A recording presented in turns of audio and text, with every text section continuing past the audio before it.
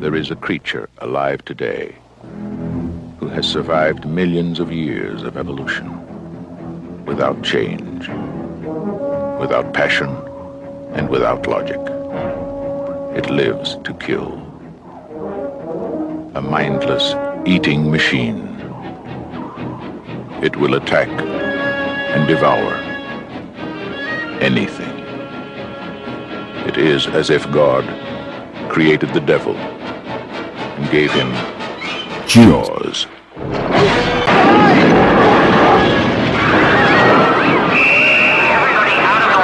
None of man's fantasies of evil can compare with the reality. Police say that they have made a major corruption bust. We're awaiting a news conference following the arrest of about 30 people, including 2 New Jersey mayors and several rabbis. Officials say some of the suspects charged today were selling human organs. The suspects were allegedly involved in taking cash payments to help find organs for patients in need of transplants. It is unclear where the body parts might have come from or how many surgeries may have been done, and we're hoping to get more information at that news conference in this hour. But for more on this, joining me now from Boston is Bill Gavin, an FBI veteran of 28 years and a former assistant director of the agency's New York office. And from Philadelphia, Dr. Arthur Kaplan, director of the Center for Bioethics at the University of Pennsylvania, and interestingly, co-chair of the UN Task Force on Human Trafficking. And from Washington, D.C., Dr. Bernadine Healy, health editor for U.S. News and World Report. Bill, I'd like to start with you. Reports right now that 30 people have been arrested, including a couple of mayors, deputy mayors, rabbis, state assemblymen. It certainly sounds like a very large dragnet. There's no doubt about it. It is a large dragnet. The case has been ongoing for a couple of years now, and there's obviously cooperating witnesses involved in this. I've read both the complaints for a number of the individuals. Cooperating witnesses, I'm sure grand jury involvement. I'm also sure that there were overhears on telephones from Title III's. So it's going to be a far-reaching case, and some of these individuals are going to end up in jail. There's no doubt that they took money, and they have that recorded and have it taped pretty well at the same time. I'd like to pause for a minute and bring in WNBC's Jonathan Dienst, who's joining me on the phone. Jonathan's been following this very carefully this morning. Jonathan, can you give us some insight and an update? Jonathan Dienst, are you there? Yes, I am. Can you hear me? Yes, I sure can. Can you go ahead and just tell us? Yeah, they're calling this one of the biggest, if not the biggest, public corruption investigation in New Jersey state history in terms of numbers.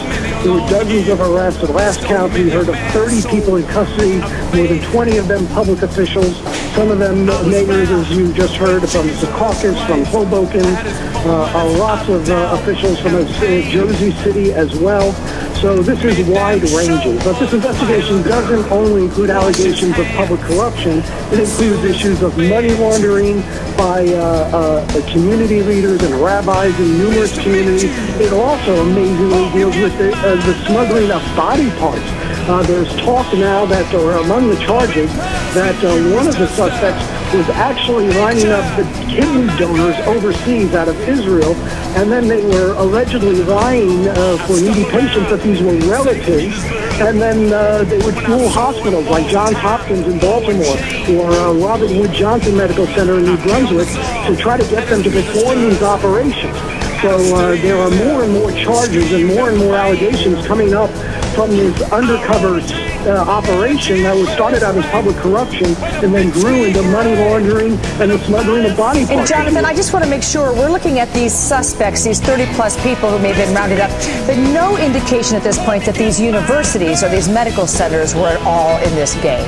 No, not at all. They were unknown. They were duped. Absolutely not.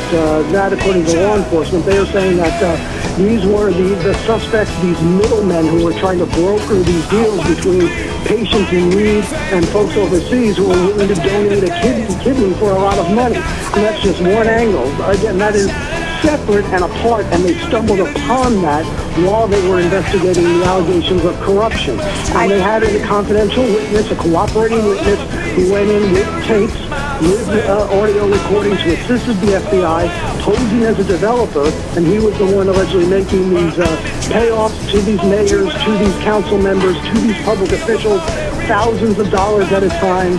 And, this is 20 plus public officials in this case. And you remember, New Jersey in just the last few years has seen more than 100 public officials be convicted, be charged in connection with public corruption charges. I'd like to bring in Art Kaplan for a second. Art, you have written so much about this.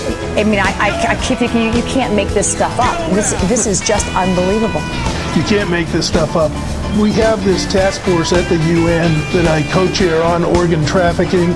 We've known for some time that there is international money laundering going on. I fear that what we're going to see here is not trade in body parts, but trade in people to sell their organs. I'm very concerned that this is really a scandal that's going to involve selling organs from living people. And what happens is you go somewhere, you find a poor person, you tell them you'll pay them some money, and then you move them on to a hospital and pretend as if you're a relative or a friend. So these are situations where we have to be tough about making sure we know who organ donors are when they come to hospitals.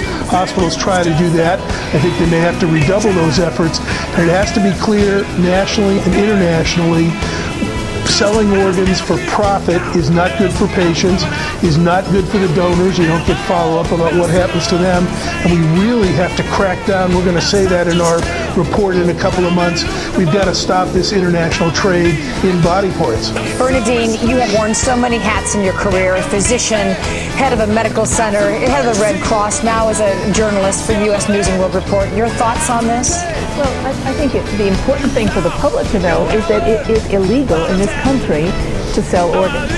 So whatever international rules might be, that this is an illegal and somewhat chilling thing to do. We've had statutes for the longest time that have been supported by the medical community.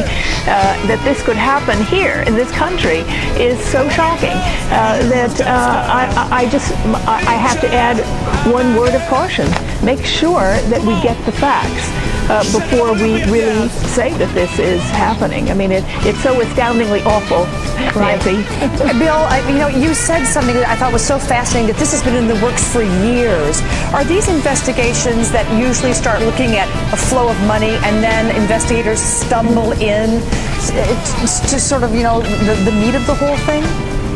And Nancy, you're right. That's what happens. It probably started as a public corruption case with the individuals in New Jersey, and then it keeps blossoming from that. You overhears on telephones and things like that. This is going to have a triple effect. It's going to do the public corruption, the money laundering. I think it's going to be big, and then the harvesting of human organs is just absolutely irresponsible and diabolical, I think. And Bill, really quickly, if this had been an investigation for years, what then is the trigger point to make the authorities say, okay, now we're moving in and we're getting at least, arrest these guys and throw up some indictments? There's a couple of things that can do that, Nancy. It can be personal risk for individuals involved. It can also reach a point where something illegal, well, it's all illegal, but something drastic is going to be done that could actually harm an individual, and it might have to just reach that point where they say, we have to end this right now.